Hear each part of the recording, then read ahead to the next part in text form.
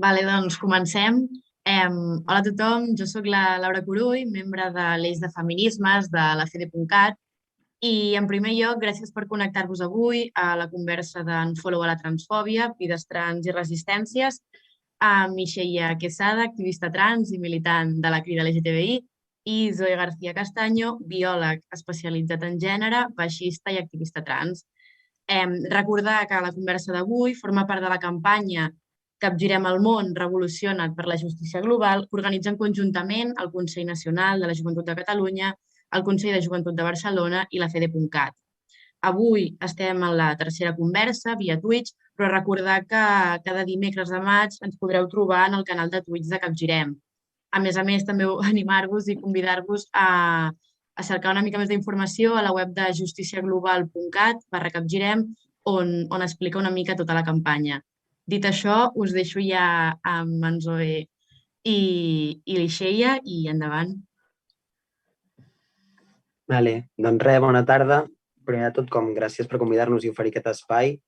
Res, com ja he explicat, jo soc en Zoe, soc biòleg especialitzat en gènere, productor, mànager, baixista, faig una mica de tot i, entre altres coses, soc activista trans i estaré conduint una miqueta aquesta entrevista d'avui. Ixeia, no sé si tens ganes de presentar-te una mica. Sí, jo em dic Ixeia, soc estudiant, soc militant de la Crida LGBTI i de Colors de Ponent, a Lleida, i també, per circumstàncies vitals, activista trans. Que ens ha tocat. Vale, doncs res, us volem recordar una miqueta que si ens voleu anar fent preguntes pel xat del Twitch, doncs al final de tot de la conversa o de l'entrevista intentarem donar resposta i, bueno, com per tenir una miqueta de feedback. I si us sembla bé, doncs comencem una mica amb les preguntes. Estàs ready? Som-hi. Vale, com per entrar una miqueta en el context, no? Com voldria començar preguntant-te què vol dir o què entens tu per ser una persona trans jove? Quines opressions concretes implica això, no? Ser una persona trans i alhora jove.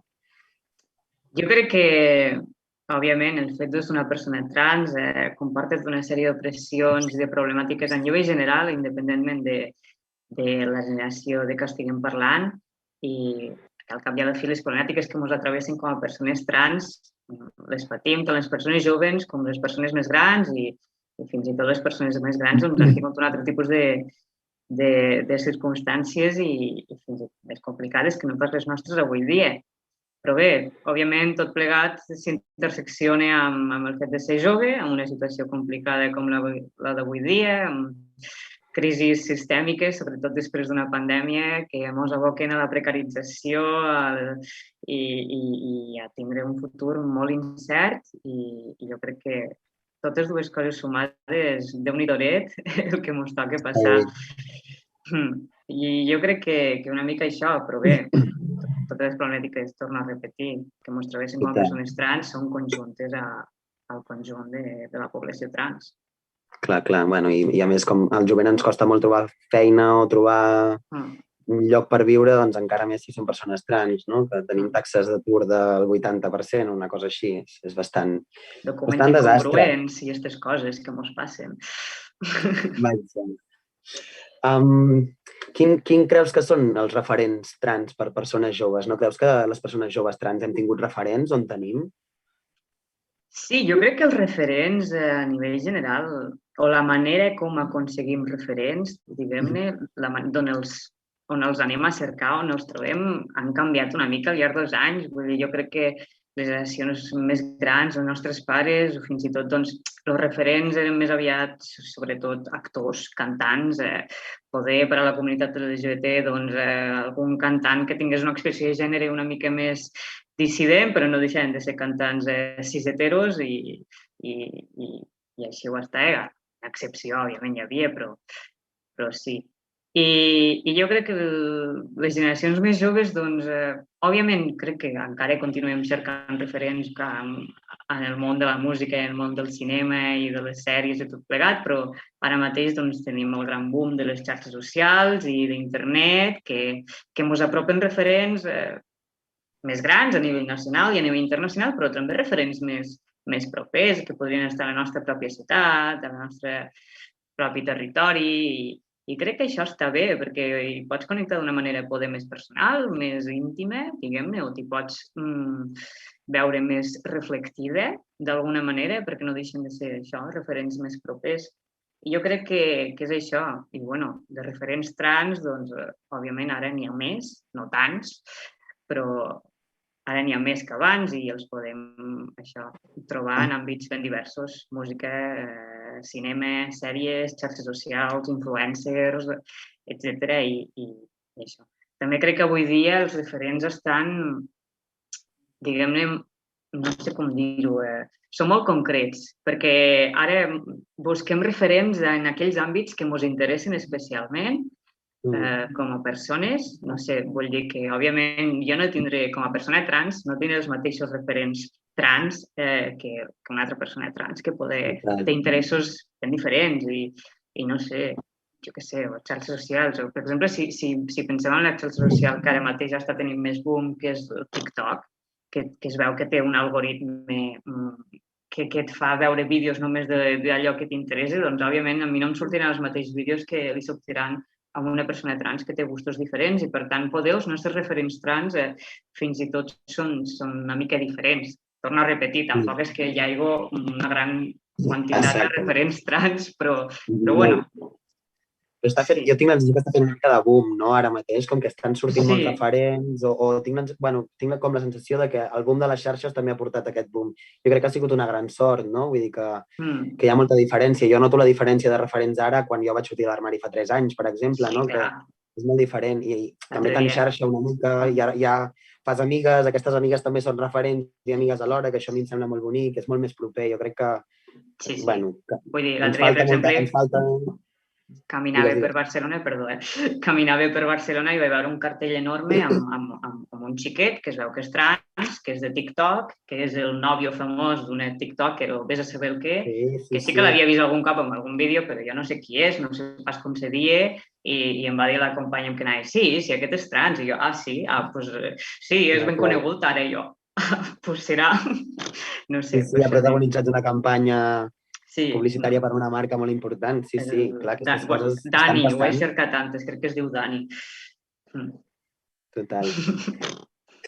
Parlant de referents una miqueta, passem a la següent pregunta, si et sembla. A veure què en penses. Tu creus que sèries com, per exemple, La Veneno, que s'ha fet molt famosa ara i s'ha posat molt de moda, creus que han ajudat a visibilitzar els drets de les persones trans? Com ho veus, això? Jo crec que tot ajuda. Jo crec que, òbviament, a la sèrie de La Veneno se li poden fer una sèrie de crítiques, més que no pas a la sèrie, també als seus creadors, com podrien ser los Javis, també se li poden fer una sèrie de crítiques i se li han de fer i crec que és molt positiu, però tot i així crec que ajuda perquè ajuda a visibilitzar una realitat de la qual fins ara no se'n parlava. I bueno, les sèries o aquests referents, con sus más y con sus menos, però ajuden. I és això. I crec que sí. Crec que és important de tindre-ho en compte també. Que mos agradi més o mos agradi menys, jo crec que sempre estan bé i ajuden a visibilitzar les nostres realitats, la lluita pels nostres drets i crec que això ja en si és un punt positiu. Clar, potser ajuda una mica a posar el tema trans una mica a l'ordre del dia, no? Com en el moment en què et veus representada a la pantalla és significatiu que s'està començant a donar una mica de llum a aquest col·lectiu, jo penso. Falta moltes altres coses per fer, no? Que no només tenir-nos en una sèrie no és suficient, però jo crec que és un bon senyal. Jo comparteixo. Que estem parlant que La Veneno jo crec que és la primera gran sèrie en què se mos ha representat mitjanament bé, en què hi ha participat molta gent trans i tot plegat que va tindre el seu boom, però clar, és la primera gran sèrie, almenys a nivell de l'estat espanyol i vull dir, tampoc és això. Parlem de La Veneno perquè no tenim altra cosa ara mateix. Poca cosa tenim, llavors jo crec que és positiu, perquè si és l'únic ara mateix en què ens veiem una mica reflectides o una mica reflectides però bé, crec que és positiu. Endavant, clar. Vale, obrim un melón, si et sembla, que és el tema de la llei trans. Que de fet just, obrim aquest melón i just ahir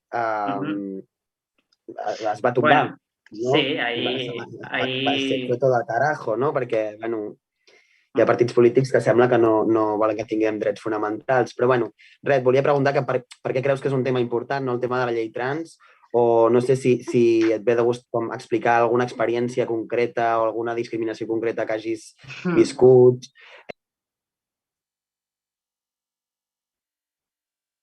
Vale, més a nivell legal o institucional, no? Del plan, que creiem que potser la llei podria haver evitat, no? O no ho sé. Mira, jo crec que la llei trans no és un tema important, és un tema essencial.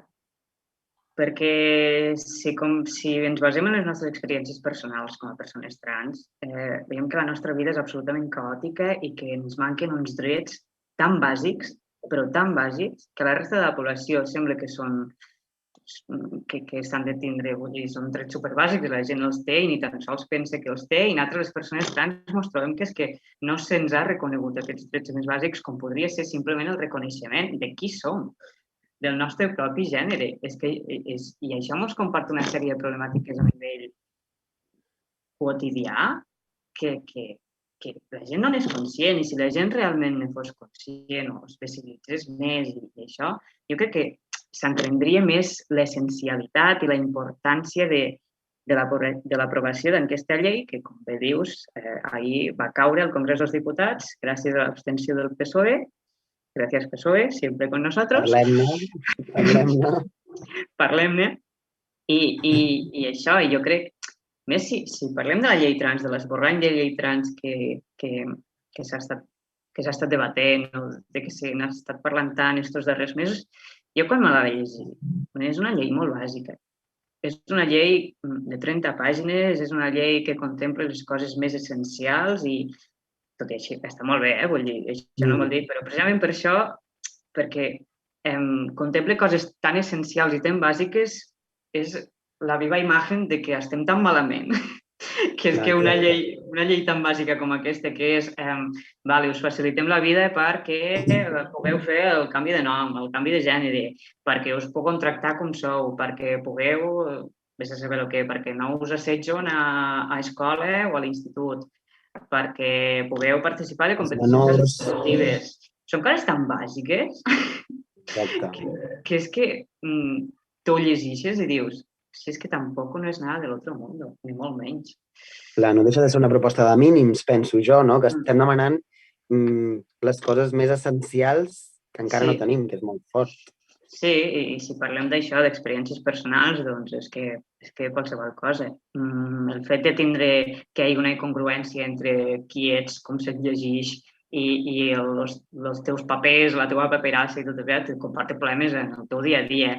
Que si vas al metge i no tenen en compte que ets una persona trans i que t'estàs hormonant i que tens una sèrie d'especificitats a nivell de salut que no estàs tenint en compte perquè al programa o al web de salut posa que encara ets del gènere contrari i, per tant, no se t'han de tindre en compte unes certes coses, que si ets un home trans i vols avortar o vols parir o no sé què, no se t'està tenint en compte per a res perquè no sé què, que si ets una persona migrada no te pots canviar el nom perquè no tens la nacionalitat, encara que siguis una persona trans. Bé, és que una sèrie de coses tan bàsiques que diu... És una llista llarguíssima. Clar, és que de fet això que deies d'avortar i tal, si tu ets, per exemple, un home trans o una persona transmasculina o el que sigui, una persona que se li va assignar el gènere dona al néixer i t'has canviat el DNI, el propi programa del Benja, el programa aquest que tenen per programar visites, no els hi deixa programar-te una visita amb ginecologia perquè com que allà tu t'has canviat el gènere al DNI i ara posa que ets un home i consideren que els homes no poden necessitar anar a la ginecòloga o no poden necessitar avortar, doncs ja el propi programa informàtic ja reflecteix aquesta transfòbia i, per tant, ja no et poden derivar al ginecòleg. Per tant, ja t'ho faràs i ja et pagaràs una ginecòloga privada, no?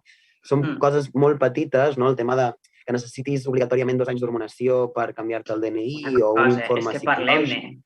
És que parlem-ne. Parlem-ne. És que no tenim dret al propi cos. És que això és molt heavy. Això és molt heavy, vull dir, tant discurs polític del dret al propi cos, de tal i qual, les persones trans ara mateix estem obligades legalment a passar per una hormonació que podem ve de gust o podem no ve de gust, Perquè sovint, almenys a les dones trans, una hormonació continuada, per exemple, causa segons quines coses, t'esterilitza, per exemple, que poder no... Tu vols tindre fills en un futur, però com que t'has hagut d'hormonar perquè se't reconegui legalment qui ets, doncs ja estàs esterilitzada i ja no pots tindre fills. És que l'Estat està exercint un control sobre els nostres cossos, sobre els cossos de les persones trans, que és que és vergonyós i em sembla una cosa tan sumament bàsica. És molt fort, és molt fort. Sí, de fet, podríem fer una conversa sencera sobre això. Vull dir, sobre una llista d'opressions que rebem, no? Com per anar tirant una mica, la Crida ha fet una campanya, no?, per aquest Dia Internacional contra la LGTBI-fòbia, que parla una miqueta, no?, del tema de les opressions que rebem les persones trans, etc. Bueno, et volia preguntar com que a més de la visibilitat, quins són els altres drets o reivindicacions? I és una mica això que veníem dient, no? Però que creiem que són importants i que es visibilitzen en aquesta campanya, perquè no només es demana visibilitat, no?, en aquesta campanya. No, la Crida LGBTI ara per aquest dilluns, pel 17M, Dia Internacional contra la LGTBI-fòbia, doncs va entrar una campanya que visibilitza tota una sèrie de reivindicacions i de problemàtiques a nivell general, a nivell de col·lectiu LGBTI, però també, òbviament, a nivell de persones trans específicament. Aquesta campanya, doncs, no sé si la vau veure o no, però com podeu veure a les nostres xarxes, doncs, a partir de 4 punts bàsics, que un era el treball, habitatge, salut i antiracisme, i una sèrie de reivindicacions que sorgeixen de cadascun d'aquests àmbits i d'aquests contextos.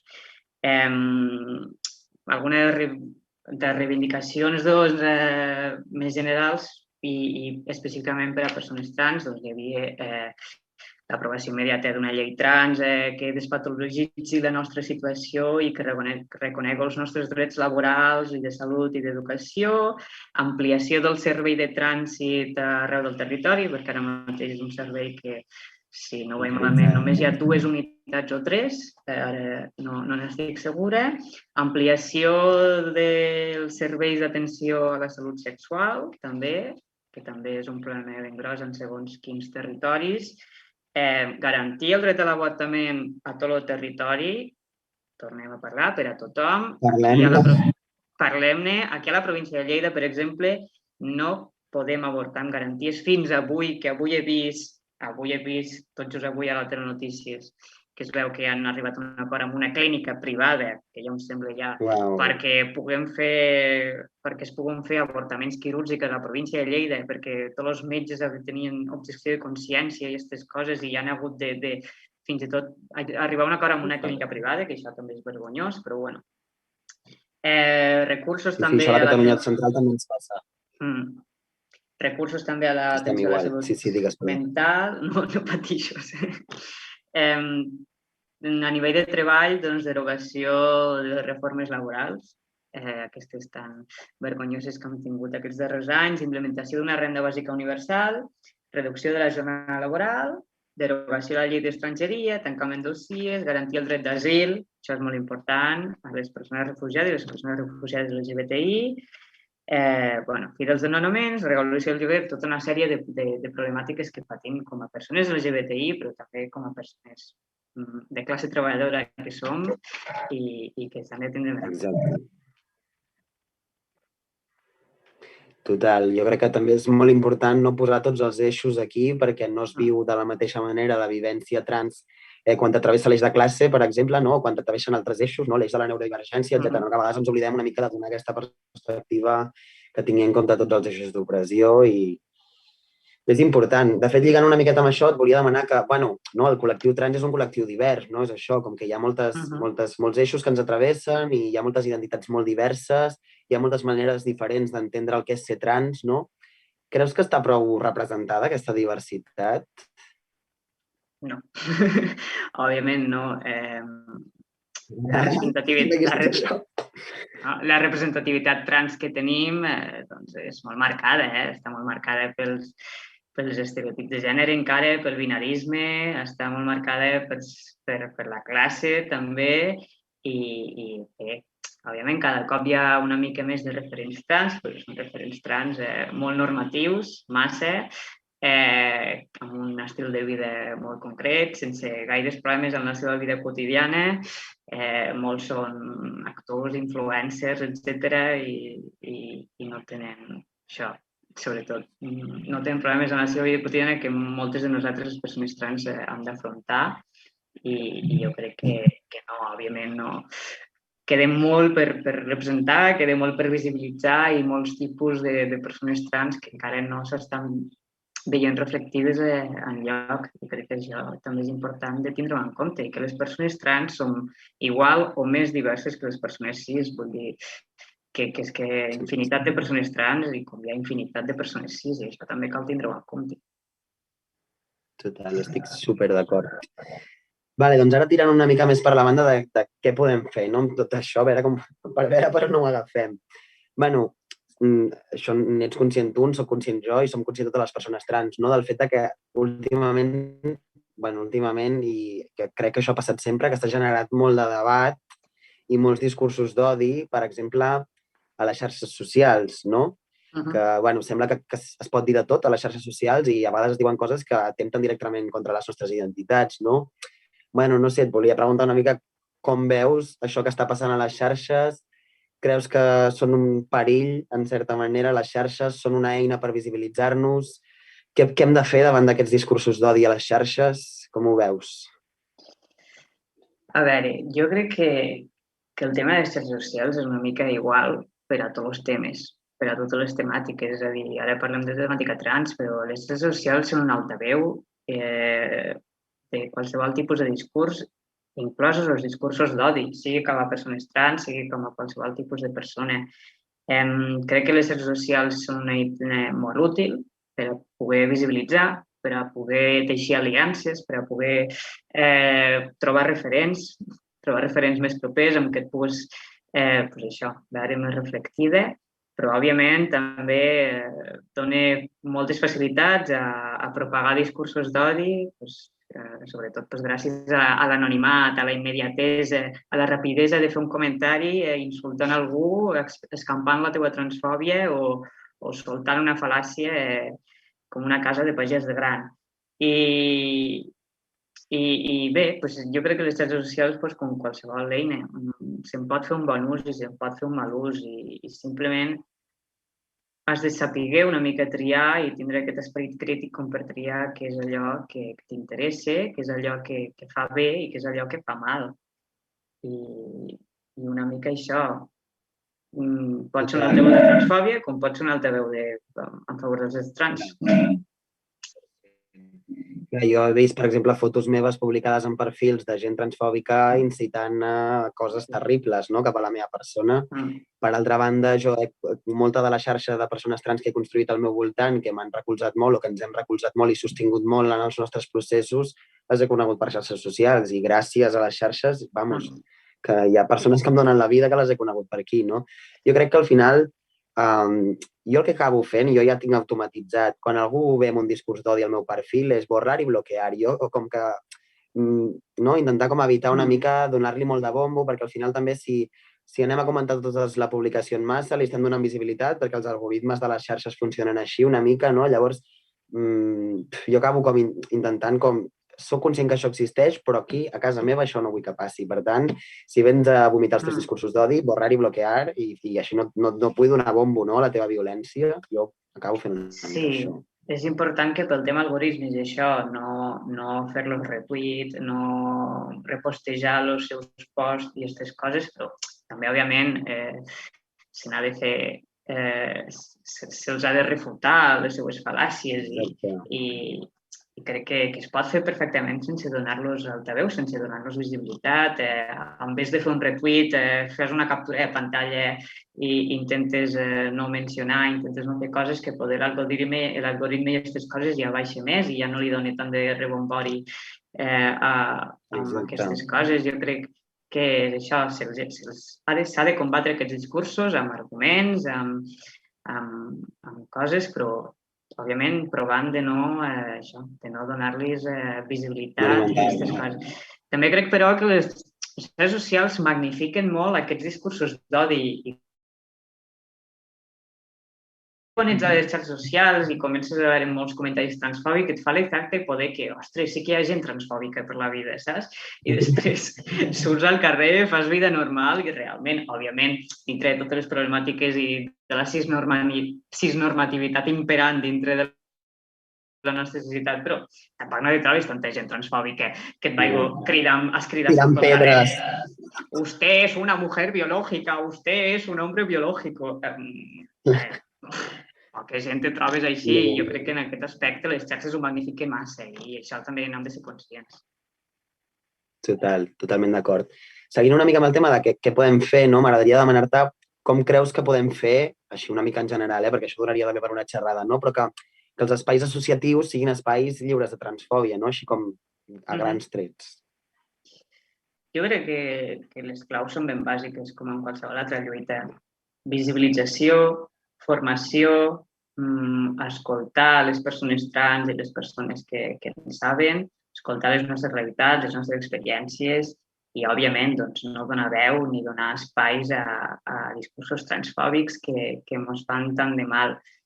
Jo crec que són eixos molt bàsics que qualsevol associació, qualsevol espai, qualsevol organització pot complir perfectament i que la majoria ja ho estan fent i crec que no hi ha gaire complicació en aquest aspecte. Estic superd'acord. Vale, i així com per última pregunta, després passaré a demanar-te algunes recomanacions i respondrem a les preguntes del xat.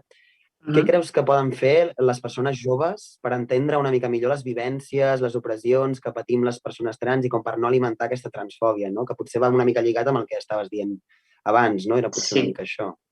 És que és una mica el mateix, escoltar les persones trans, conèixer les persones trans, informar-se sobre el tema, en base a les pròpies experiències, vull dir, és que no és tan complicat, és que quan una persona trans quan una persona cis poder no està gaire informada o no té una opinió gaire formada sobre el tema i després coneix una persona trans i explica una mica més el tema o com viu les problemàtiques a què s'enfronta el seu dia a dia i la seva perspectiva canvia d'un moment a un altre perquè és això, no és tan complicat, és conèixer, escoltar, tindre empatia, donar suport, són coses tan bàsiques que no només hem de fer en la temàtica trans, sinó en qualsevol aspecte de la nostra vida. Estic superd'acord. Sí. Jo crec que es podria resumir superbé. Vale, doncs si et sembla et demanaré algunes recomanacions, com per això que dèiem de generar una mica de referents, doncs anem a compartir una mica de referents. Et ve de gust explicar-nos una persona que tingui un compte de Twitter, d'Instagram o de TikTok que sigui una mica referent? Jo recomanaria una senyora que m'encanta. Té compte de Twitter, té compte d'Instagram, està més activa a Twitter, trobo.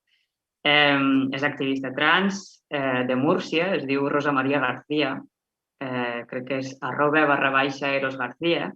És una senyora que m'encanta, és una xiqueta que ho fa superbé, escriu uns articles molt interessants i està on fire i recomanaria molt seguir-la perquè realment paga la pena. Que guai, no la coneixia. Potser trobaré referència també. Jo, si em ve de gust, potser em diré algun també que així com que em vingui al cap. Jo crec que al principi també, com dels primers referents va ser l'Hugo, es diu Hugo de Vargas a Instagram, ara també s'ha fet TikTok i està fent molta pedagogia i és guai perquè és un referent d'un home trans però amb una expressió de gènere no gens normativa, però que tot i així no deixa de ser un home, no? I que, que crec que ha fet molta pedagogia i és molt guai el seu contingut. També fa contingut artístic, no? Perquè les persones trans, més enllà de fer activisme i pedagogia, fem altres coses, que això també està molt guai i jo crec que és un superreferent. Vale, un documental? Un documental. Jo crec que pot ser una mica típic, però crec que està bé per comprendre una mica el que han patit les persones trans i una mica els orígens de l'activisme LGBTI. Jo recomanaria Vida y muerte de Marsha P. Johnson, documental de Netflix, que explica una mica la vida de la Marsha P. Johnson, que era una dona trans que va participar dels disturbis, dels aldarulls de Stonewall. Que guai. Jo potser recomanaria un que es diu Paris is Burning, que està a YouTube, de fet, que parla una mica del tema del vogue, de la vivència de dones trans racialitzades fa uns quants anys, però ara s'ha posat molt de moda la sèrie de Pose. No sé si l'heu vist, la penya que ens esteu escoltant, però com que Paris is Burning és el documental que parla de la realitat que hi ha darrere de tot el que surt de la sèrie de Pose i és bastant guai. Vale, un artista que ens vulgui recomanar? Bruno Cignano, que és un poeta que m'agrada molt. Sí, de fet, fa uns poemes genials, m'encanten molt. Té un llibre que es diu Pelos y Hogares i que recomano molt, llegir els seus poemes. Jo ploro sempre que els veig recitar o que li llegeixo els seus poemes, però perquè m'atravessen molt, no? Jo potser recomanaria una cantant que es diu Shia Diamond, que és una dona trans, racialitzada, va estar a la presó molts anys, com que va estar també batallant moltes coses i fa una música que a mi, jo que soc músic, a mi m'encanta aquesta dona, em té el cor robat. Vale, un llibre que et vingui de recomanar? De llibres trans, ara estan sorgint com bastants. Jo llegeixo sobretot assaig. Un llibre que se'n podien fer crítiques també amb aquest llibre que recomanaré, però crec que és molt interessant de llegir-lo, si més no. És Wiping Girl, el sexismo y la demonización de la feminidad desde el punto de vista de una mujer trans. És de la Julia Serano, que és una biòloga i activista trans estatunidenca i, de fet, en castellà ha estat traduït per la Rosa Maria García, que és la persona que he recomanat abans. Que guai. Doncs jo, com a biòleg, recomanaria un llibre que es diu Cuerpos Sexuados, que parla una mica de com la ciència ha construït la categoria de sexe biològic i tota la violència que ha derivat d'aquí, no? Com la ciència construeix també o genera constructes que també tenen un efecte a nivell social, no? És d'una biòloga feminista que es diu Fausto Sterling i és una passada de llibre. A mi em va canviar la vida. Vale, i una pel·li per acabar? Una pel·li? Jo de pel·lis no gaire, Soc molt bàsica a nivell de pel·lis. Clar, és que et diria un altre documental, però és que no sé. Està bé, si et ve de gust dir un altre documental o una sèrie. Saps què passa? Que me costa molt de vegades mirar sèries i pel·lis de temàtica trans, quan surten personatges trans sovint violentats d'alguna manera i em costa bastant mirar segons quines coses. La Veneno, per exemple, mismamente, no me la vaig poder acabar, vull dir, impossible. Llavors, no sé, si vols recomanar una pel·li... Jo, pel·lis, tampoc en remeno gaire, però com abans hem comentat el tema de la sèrie de Pose, jo la recomano, és bonic, o sigui, plores. Quedeu amb amigues per mirar-la, sobretot si sou trans perquè us atravessarà tot el que estarà passant, llavors quedeu amb les vostres amigues trans i mireu-ho juntes perquè a vegades plores, però és molt xula, és molt xula. Vale, doncs si et sembla anem a mirar les preguntes que puguem tenir pel xat i les mirem de respondre. Vale, diuen, a nivell laboral les persones trans tenen unes taxes d'atur i de discriminació laboral molt altes, és el que dèiem abans, no? Unes taxes d'atur com del 80% o així. I ens pregunten que quines discriminacions ens hem trobat en aquest àmbit o què creiem que es pot fer per millorar com la nostra vivència dintre del món laboral. A veure, jo com a jove precaritzada que soc, val a dir que vull dir, ara estic mig treballant, però és per una associació LGBT, llavors així que gaires problemes no tinc, però jo totes les feines les feines que he tingut anteriorment, és que clar, no he sortit de l'armari a la feina, vull dir, era com que podia llegir encara amb un cert gènere i els meus documents estaven canviats, doncs en aquest aspecte tampoc no tinc tant edat com per haver tingut una gran experiència laboral. Per tant, jo crec que és un problema en si, el fet que no pugui expressar-te no pugui ser com ets a la feina, perquè els teus documents posen una cosa i poder tens por, jo crec que això ja és un gran problema i això és poder l'experiència... És transfòbia en si mateixa. És transfòbia, però bueno. Clar, jo m'he trobat... Clar, a mi el que em passa ara és que jo tinc un aspecte... O sigui, a mi se'm llegeix d'una manera i en el meu DNI posa una cosa molt contrària, no? Jo ja no colo com el que posa el meu DNI, que és el que no soc, no? Llavors sí que m'he trobat moltes vegades que a la que veuen el DNI em comencen a tractar amb els pronoms que no toquen, alguna vegada que he anat a alguna entrevista que a la que han descobert que soc trans ha sigut com, ui, no, ja et trucarem, i no et truquen mai, alguna cosa així. Jo crec que preguntaven una mica què hauríem de fer per resoldre això, lleis que ens emparin. La llei trans que ahir estava tombant el PSOE, això és el que ens fa falta. Un cupó laboral trans, coses així. Vull dir que crec que ens falta que ens empari una miqueta la institució i potser també estaria guai coses que ja s'estan començant a crear, que són potser espais que ajuden a les persones trans a trobar feina, no? Existeix una cosa que es diu translaboral, que està fent una mica aquesta feina, però bueno, jo crec que falta unes quantes coses, de fet. Sí, ara el SOC, crec que el Servei d'Ocupació de Catalunya també havia engegat un programa específic per a persones trans. Davant l'emergència laboral que patim les persones trans, que la manca de feina ens aboca una precarització i una marginació social increïble, jo crec que és molt urgent, a banda de tota la feina que es pugui fer a nivell social, doncs això, iniciatives concretes, sisplau, a banda de la visibilització, doncs això, incentius a la llei trans, per exemple, si esmentaven incentius, bonificacions fiscals a les empreses que contractessin gent trans en risc d'exclusió social o alguna cosa així, que, bueno, no són una solució ni molt menys general ni definitiva, ni seran mai, però és que estem patint una situació absolutament urgent. Clar, exacte. És una primera passa, no? Vale, doncs moltes gràcies per haver respost a totes aquestes preguntes. Crec que ha sigut superinteressant, han sortit un munt de temes. Moltíssimes gràcies també a totes les que ens heu estat seguint pel canal de Twitch. Esperem que hagueu après alguna cosa, que hagueu gaudit d'això. Us vull recordar que cada dimecres de tot el mes de maig a les 7 s'aniran fent entrevistes d'aquest estil al canal de Twitch Capgirem. La propera serà, si no m'equivoco, el 26 de maig, que és el dimecres que ve, a les 7 de la tarda. I res, que us convido a unir-vos, a apuntar-vos, que segur que es parlen de coses superinteressants. La programació la teniu penjada a justiciaglobal.cat/Capgirem. I res, moltes gràcies. Una abraçada a totes. A tu, gràcies a la FEDE, al CJB i al Consell Nacional de Joventut de Catalunya per convidar-nos i ha estat un plaer. Molt xuli.